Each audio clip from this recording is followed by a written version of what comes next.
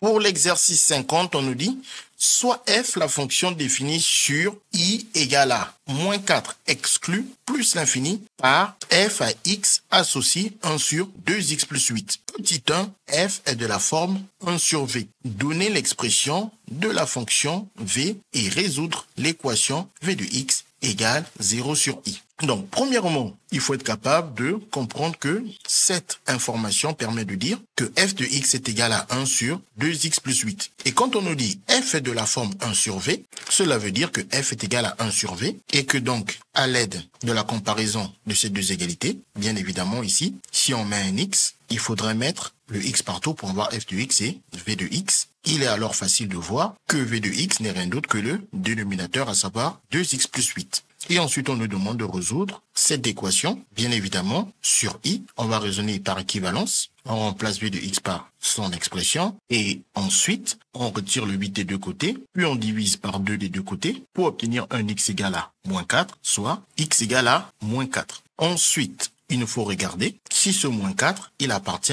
bien à notre ensemble sur lequel nous résolvons cette équation. Et quand on regarde le moins 4 n'appartient pas à cet intervalle, car ici, le crochet ouvert nous dit que moins 4 est exclu. Donc cela veut dire que v de x égale à 0 n'est pas possible lorsque nous travaillons sur i. Et justement, nous, on a dit que on s'intéressait à la fonction f sur i. Donc, ça veut dire que ici, sur l'intervalle où on travaille, notre dénominateur ne s'annule pas. Donc l'ensemble de solutions, c'est l'ensemble vide sur i. Ensuite, pour la question 2, on nous dit, en utilisant le théorème de la dérivée de l'inverse d'une fonction, démontrer que la fonction f est dérivable sur i et donner l'expression de sa dérivée f'. Donc, on rappelle que l'ensemble des dérivabilités pour 1 sur v, c'est l'ensemble de dérivabilités de v, mais intercepté avec l'ensemble de définition de v où on a retiré les nombres qui ont une image qui vaut 0. Donc, le étoile, c'est pour justement dire qu'on enlève les zéros de v, les racines de v, les nombres qui ont pour image 0 par v. En gros, tout simplement, la fonction 1 sur v est dérivable là où son dénominateur v est dérivable sans s'annuler. Et c'est justement ce qu'on va dire. Donc, notre fonction f, c'est justement 1 sur v, et 1 sur v est dérivable où v est dérivable sans s'annuler. Nous, comme on travaille sur i, on a vu que v ne s'annule pas justement sur i. Et maintenant, il ne reste plus qu'à savoir où est-ce que v est dérivable sur i. V est une fonction affine. Les fonctions affines sont dérivables sur r, donc en particulier sur i, car i est une partie de r. Bien évidemment, on aurait pu dire que ça vient du fait que x est dérivable sur r. En multipliant par 2, l'ensemble de dérivabilité ne change pas, on reste dérivable sur r. Et en rajoutant 8, qui est aussi dérivable sur r, somme de deux fonctions dérivables sur r donne une fonction dérivable sur r. Et comme elle est dérivable sur r, elle est donc en particulier dérivable sur i. Donc nous on peut dire, or, v est dérivable sur r comme fonction affine, donc en particulier sur i. Et sans s'annuler, d'après la première question. D'où f, qui est donc l'inverse de 1 sur v, est donc dérivable sur i. Ensuite, on nous a demandé l'expression de la dérivée de f. Donc, on rappelle que la dérivée de f, c'est la dérivée de 1 sur v, qui est égale à moins v' sur v carré. Donc, cette formule, vous voyez qu'il y a carrément un exercice qui est dédié à la maîtrise de cette formule. Ça montre à quel point cette formule elle est super importante. Il faut vraiment à tout prix connaître cette formule. Ne surtout pas la négliger en disant que il y a déjà u sur v qui marche en prenant u égale à 1. Il faut vraiment faire l'effort de mémoriser cette formule. Elle n'est pas spécialement compliquée à mémoriser. Par contre, c'est vrai qu'avec u sur v, on peut facilement la retrouver en prenant u fonction constante égale à 1. Deux dérivées donc nulles qui permet ensuite de retrouver cette formule. Donc, une fois qu'on est là, on nous avait déjà dit que v de x est 2x plus 8. Et pour dériver 2x plus 8, soit vous dites que la dérivée d'une fonction affine, c'est son coefficient directeur, ou soit vous dites que la dérivée de x est 1, et que la dérivée de ku, c'est k fois la dérivée de u, plus que la dérivée d'une somme, c'est la somme des dérivées. Pour pouvoir utiliser ça et dire que, ici, la dérivée de x, c'est 1, comme 2 multiplie x, alors, d'après cette égalité ici, 2 qui représente notre k va multiplier la dérivée de x qui vaut 1. Ici, le u, c'est le 1.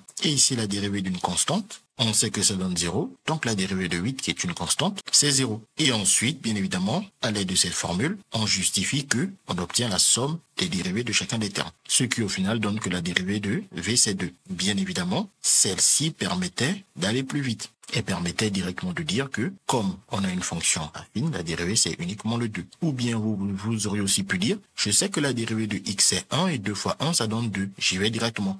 Je sais que la dérivée de 8 c'est 0, pas besoin d'écrire plus 0. Donc prenez l'habitude de passer directement de la première ligne à la deuxième, quelle que soit la manière dont vous raisonnez. Donc une fois qu'on a ça, on repart maintenant de notre expression et nous allons donc calculer la dérivée. On sait que f est égal à 1 sur v et donc sa dérivée c'est la dérivée de 1 sur v qui d'après ce que nous avons rappelé ici est égal à moins f' sur v carré. Et donc si on parle maintenant de l'image de x par cette fonction dérivée, ça nous fait alors moins v'.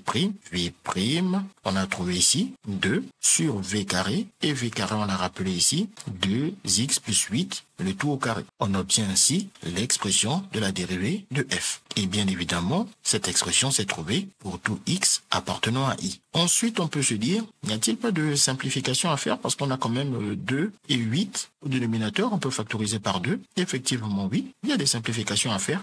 Selon votre correcteur, vous aurez tous les points si vous vous arrêtez là ou pas. Donc nous, on va montrer qu'on peut aller un tout petit peu plus loin dans la simplification. Ici, le 2 au dénominateur, on peut factoriser par 2. Donc en factorisant par 2, c'est 2 fois x, 2 fois 4. Et donc si on prend le 2, il reste le 4. Et ensuite, comme on a un carré se distribue à chacun des facteurs du produit. Ça fait 2 puissance 2, facteur 2, x plus 4 puissance 2. Et ensuite, comme on a 2 en haut, 2 en bas, on peut alors simplifier. Ici, il y avait 2 fois 2. Donc si j'enlève un des deux, il m'en reste un autre. Et ici, si le 2 est parti, c'est pas 0 qui reste. Erreur très courante, il faut surtout pas oublier que 2, c'est la même chose que 2 fois 1. C'est le moment où jamais de se souvenir qu'il y a 1 fois 1 qui n'était pas écrit. Et ensuite, on écrit ce qu'on obtient, donc le moins et le 1, ça nous fait moins 1. Et au dénominateur, on a notre x plus 4 puissance 2. On obtient ainsi une expression beaucoup plus simple de la dérivée de f, qui sera plus appréciée que la précédente. Et avec celle-là, vous êtes garanti d'avoir tous les points normalement, quel que soit le correcteur. Juste au passage, on n'a pas du tout besoin de développer ici, c'est pas demandé. Donc si vous utilisez la première identité remarquable